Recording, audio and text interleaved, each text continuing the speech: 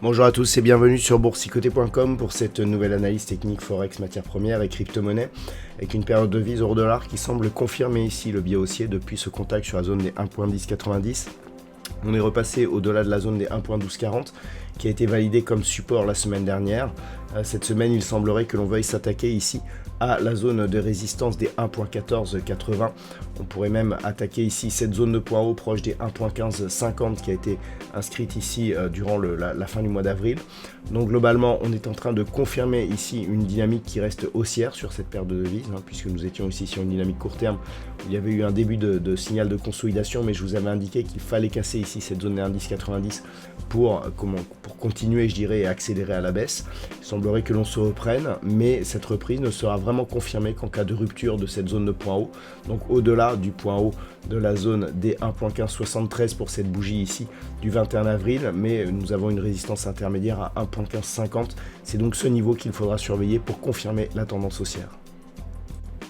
Sur la paire de devises, livre sterling contre dollar américain, on s'est bien stabilisé la semaine dernière au-dessus de cette zone des 1.3080, zone qui, je le rappelle, était une résistance majeure liée à ce plus haut ici marqué au mois de septembre de l'année dernière, qui nous permet d'accéder à des phases qui n'avaient plus été cotées ici depuis plus de 3 ans, puisque l'on était sur ces niveaux, donc au-delà des 1.3080, en mars de l'année 2022. Donc on est resté ici au-delà de cette zone.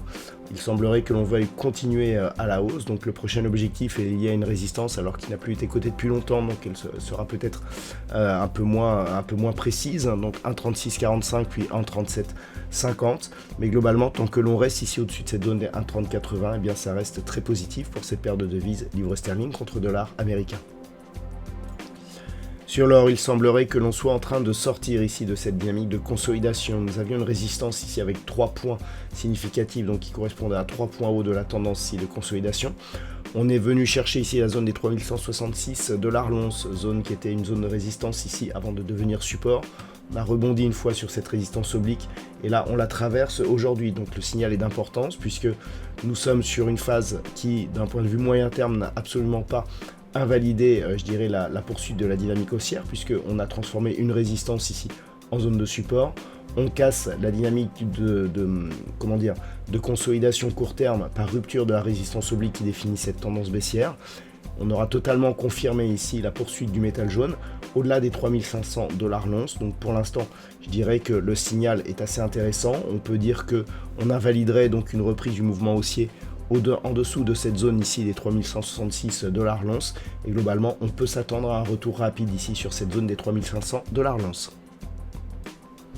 Sur le WTI, on reste ici dans une évolution entre 60 et 64 $ le baril, donc zone de range que l'on a ici depuis le début quasiment du mois de mai, depuis que l'on a recassé ici la zone des 60 $ l'once à la hausse. Depuis, on oscille ici autour de la zone des 62 $ le baril.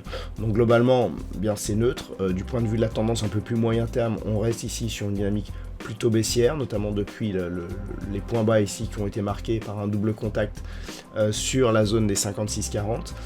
Il est intéressant de constater d'ailleurs que entre ces deux points bas, on a un point haut significatif ici. Il se situe sur un niveau proche de cette zone de résistance intermédiaire des 64,15 $ le baril, et que justement c'est cette fameuse zone que l'on n'arrive pas à refranchir à la hausse.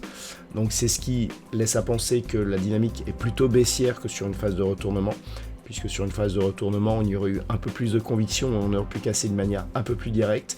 Là, plus on attend et plus on valide soit une continuité de la neutralité, soit en cas de cassure ici de la zone des 59,70 $ le baril, eh bien une reprise potentielle d'un mouvement baissier qui serait confirmée par la rupture ici de cette zone de support intermédiaire proche des 55 $ le baril. Et enfin sur le Bitcoin, comme je vous le disais ce matin sur BFM Business, on a quitté ici la zone au-delà des 107 000 $ pour un Bitcoin la semaine dernière. On a cassé la zone de support oblique qui définissait la tendance court terme. On est au contact ici des moyennes mobiles, mais sans contact avec la bande de Bollinger inférieure. Donc pour l'instant, on est dans une phase de neutralisation, tant que l'on évolue ici entre 102 000 et le dernier zone de record, donc proche des 112 000 $ pour un Bitcoin. Zone d'ailleurs de consolidation qui, si on regarde les retracements de Fibonacci, eh bien, ne considère ici qu'un retracement à 23,6%. D'ailleurs, vous voyez qu'on est quasiment sur cette zone de point bas ici, sur le retracement, donc 103 373. Et que tant que l'on est au-dessus de ce retracement à 23,6, eh bien, cela veut dire que nous sommes effectivement sur une phase de consolidation dite horizontale. Si on cassait cette zone, eh bien, le prochain objectif serait le retracement à 38,2, qui se situe à 98 000 $ pour un Bitcoin.